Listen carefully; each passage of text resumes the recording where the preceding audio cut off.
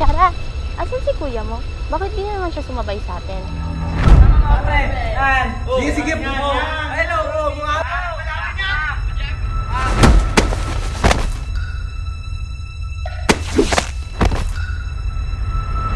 Eh, ba't kasi ayaw mo patulan? Alam niyo namang graduating ako, mahirap na ba? Hindi pa ako makagraduate.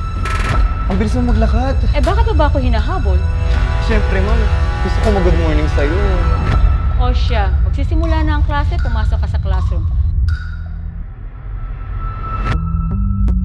May bago daw invento si Ma'am Espino na gamot.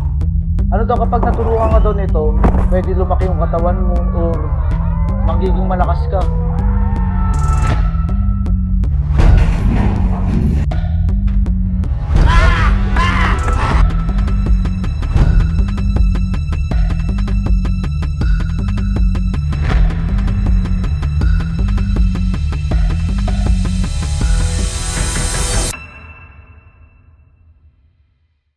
Pag nakuha nyo na ang kailangan nyo kay Dr. Espino, wala kayong ititirang buhay sa eskwelahan na yan. Aso, pusa, daga, wala akong pakialam.